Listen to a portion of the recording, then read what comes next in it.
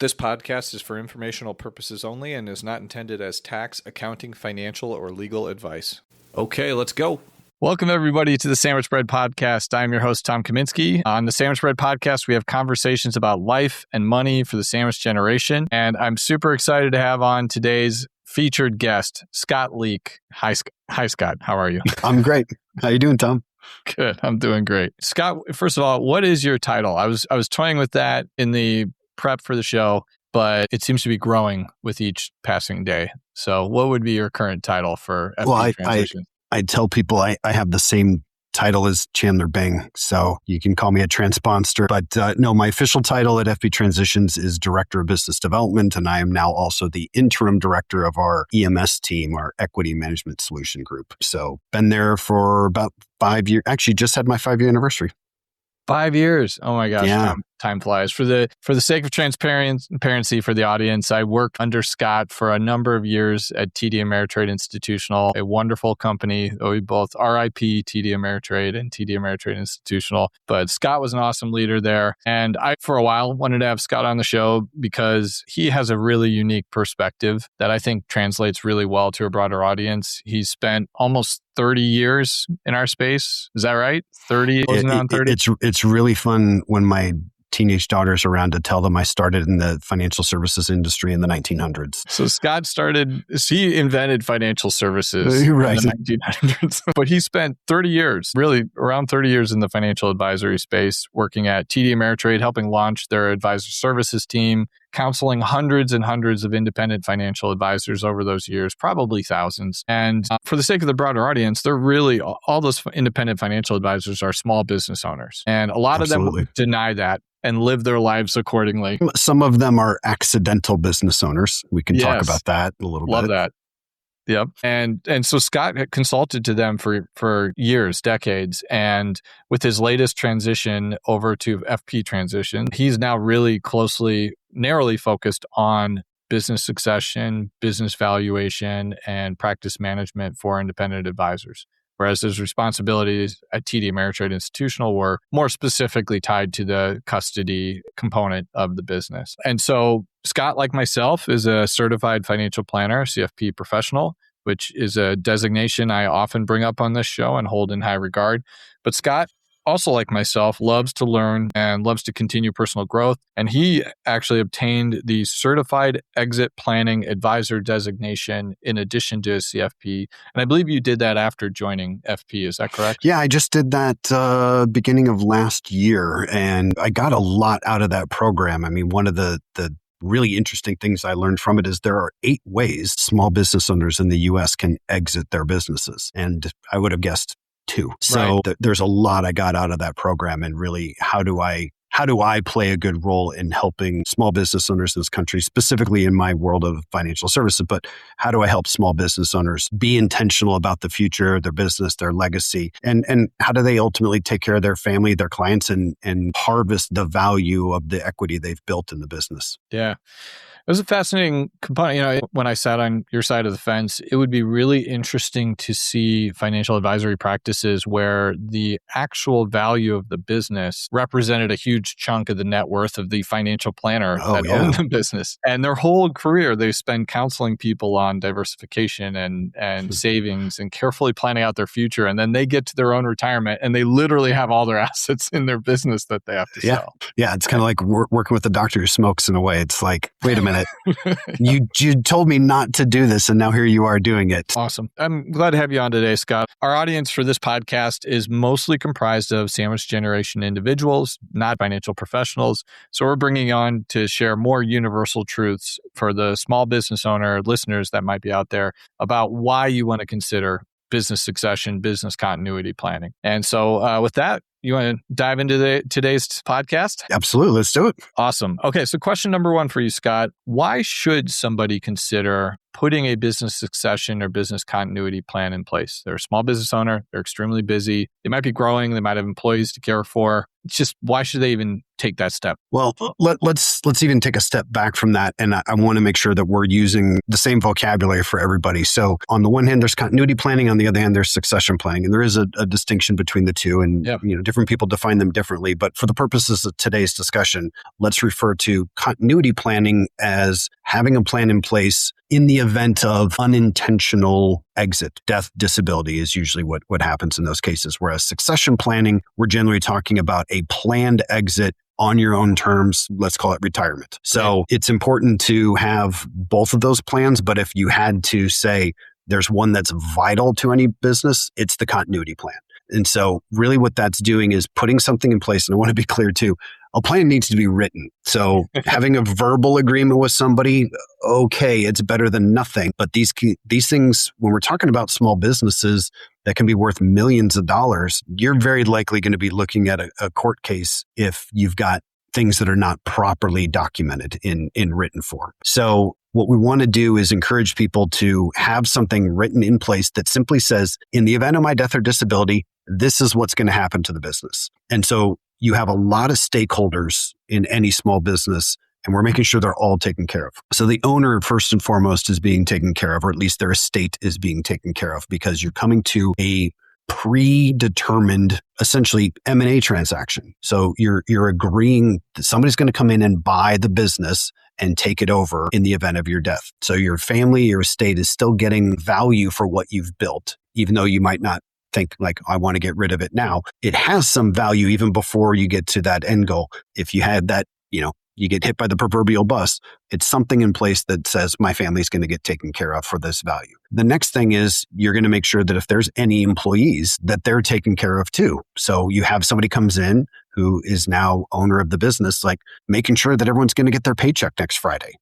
And that they've got jobs. So you're looking out for the staff. And then ultimately you want to make sure that the clients of the business are being taken care of as well. Like, small example of this, but like I remember when my dentist retired and I did not get, I don't know if he sold, I don't know what happened. I don't know if he sold the business. I don't know if he had a successor. I just called one day and like phone was disconnected and I didn't have a dentist anymore. And it's like, I don't want to find a new. And you've since lost 3 or 4 teeth in the. Oh my God.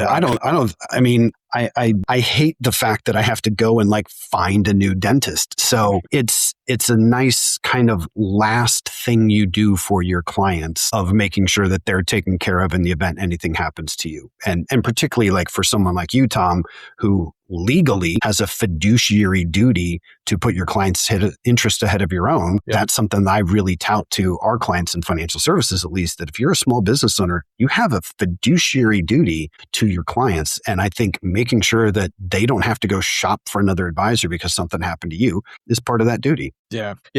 And I can speak to that a little bit. When I launched my business, officially Twin Robins was launched roughly 2 years ago, I had an immediate continuity plan in place, but I was launching a business essentially from scratch. And so the initial continuity plan was basically to coordinate working with my wife and take over my client relationships. And here's the path that I want you to follow. A lot has changed in 2 years' time. And I've gone through a much more rigorous process of developing a detailed continuity plan with the involvement of attorneys and insurance agents. And basically, there's just a lot more complexity to the process. And I'm a relatively small and simple business, but you get in the weeds on it, it's not simple. And as the business continues to grow, thankfully, we've had enormous and wonderful growth over these last 2 years. The needs and the continuity plan is going to immediately evolve. Like as we're drafting the plan, I'm already looking at it going, in 12 months, this clause is going to have to change. And keep doing it over time. Like it's not a one-time event. So I think that's an important point too, is, when we draft continuity plan documents for our clients, we put a 2-year expiration on them. Yeah. And, simple one-page form to renew it, but it forces them every 2 years to go, is this still the continuity partner that I want buying my business if something happened to me? I mean, what happens if something happened to them? What happens if they retired? Right. And making sure that the value of it is still accurately described, because a lot of times these plans can get very specific down to the dollar amount. Again, you're sometimes pre-negotiating an M&A transaction. Yeah.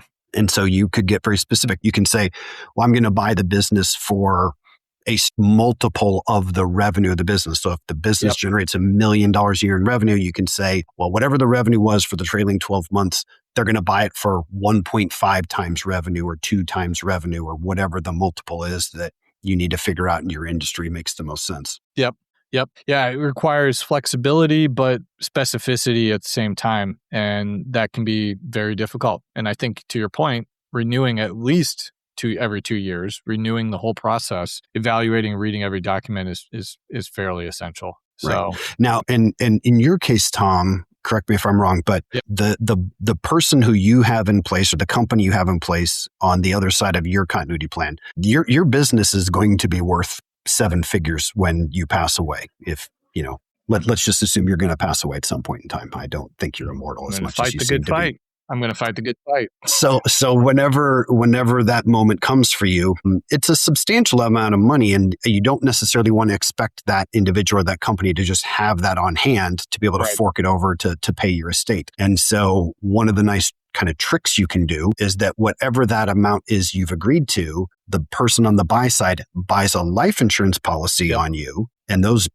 premium payments should be not that big of a deal, but in the event of your death or disability, all of a sudden, boom, they've got $1 million in cash because of that life insurance policy, and they just had to pay, a couple $100 a month or less just to make sure that they could do that. So there's a way to make it really, really affordable for all parties. Yep. But the trick is, if you do it as a snapshot in time and you're going to say in your contracts, like, well, we're going to buy the company for $2 million. Like, okay, well, 2 years from now, is it going to be worth $3 million? Is it going to be worth $3.5 million? So you might want to have to check that value every so often and up the value of those insurance policies if those are involved. Yeah. And an added wrinkle for folks like us that are doing brain work is disability. You could get in a serious accident, not be dead, and have a business that needs your brain, to continue to sustain itself. And I hate to say it, but statistically at age 41, that's more likely than your premature death. Absolutely. Far more likely. And so we had to, just like when I evaluate my client's own personal financial planning needs, I had to account for both death and some form of disability. Then we had to get in the weeds on defining disability, right? Because I might proudly say I am not disabled. My brain works just as good, but not be in a position of capacity where I can actually make that call. And so we have in the agreement built out definitions of disability and when that payment, because then I would receive disability insurance versus life insurance, when that would kick in, essentially. Yeah. So the further we got, the more wrinkles emerged. Yeah. And that's why it's good to go through this with the help of somebody in your industry, whatever your industry is. There's got to be somebody in your industry that's equivalent of what FP Transitions is for financial services that can help with, making sure those things are right. Just because you know someone who's an attorney doesn't mean they're the right person to help draft legal documents for this. Like, you wouldn't want somebody who's one of the injury attorneys you see on the billboards on the highway. Like, that's not the person to call to help with this. Right. Yep. So let's then transition into taking those first steps. I think we've done a good job framing, the pros and cons of making the decision to at least get a business continuity plan in place. But maybe it's time to get serious about what's next for the business, put a succession plan in place. Daunting, right? What are those first pieces that people should put in place to begin the journey of developing their succession plan? Well, I want to address both of them. I'll focus more on succession, but I think one of the first places to start is, well, who is my plan partner going to be? So whether it's continuity, whether it's succession, you got to start with, who do you trust? Who do you want to even approach to have this conversation with? And on the continuity side, it can be somebody internal to the business right now that is one of your employees. Yeah. It could be an outside company that is, for all intents and purposes, a competitor.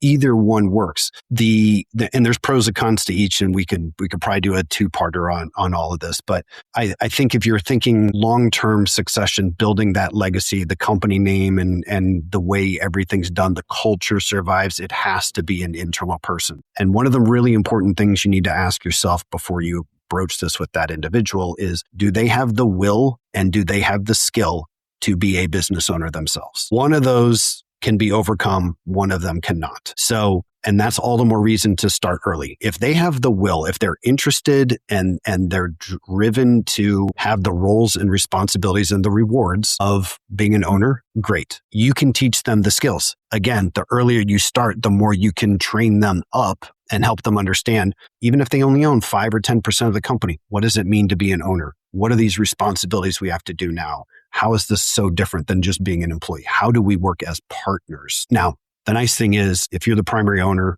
and you sell someone 10% of the company, well, guess what? You outvote them on everything. So you still have total control over the company. And with properly documented paperwork on this, you create kind of that continuity plan within your corporate governance document. So you might be structured as an LLC, you're structured as an S Corp, and a good attorney is going to help you structure what is the agreement if anything happens to one of the two shareholders or one of the two members of the LLC. So that gets baked into your corporate governance documents. It doesn't have to be a separate document anymore. But that's something that you're going to want to think about of, well, what happens if my successor, who let's say for now is just owning 10% of the company, what happens if 5 years into it, they're like, I don't like being an owner? What's the formula for them selling back their shares to you?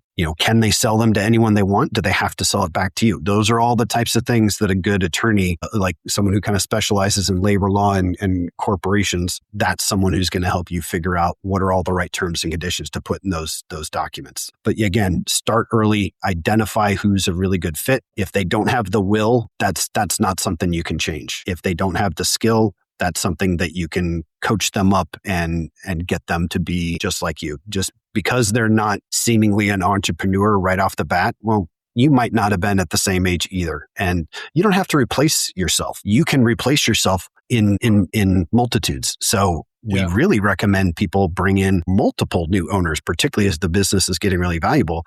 The way you get someone to afford 5, 10% of the company is you sell it to 2 or 3 or 4 employees, and collectively they need to be able to replace you. They don't have to replace you in each individual person.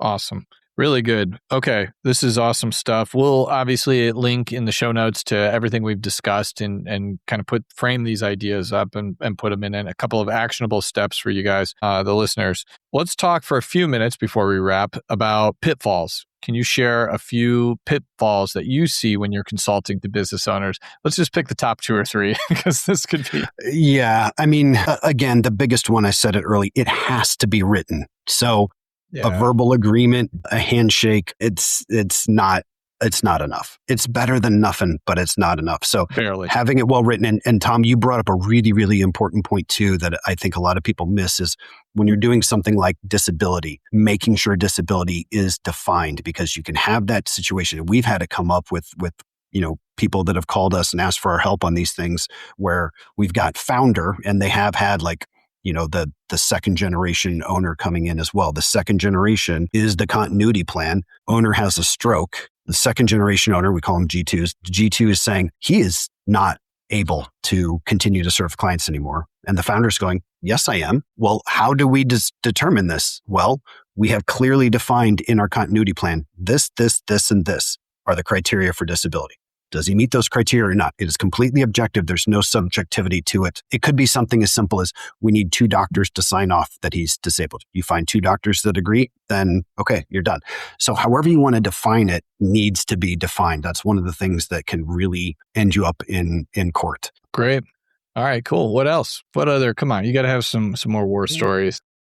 Oh, I've got plenty of war stories. I mean, and yeah, I mean, we get calls all the time from firms where maybe there's a G1, there's a G2, and they haven't put anything in writing yet, and something happens to the G1, and the G2 saying, okay, well, to the widow, I'll give you this much money for it, and I'll take it over.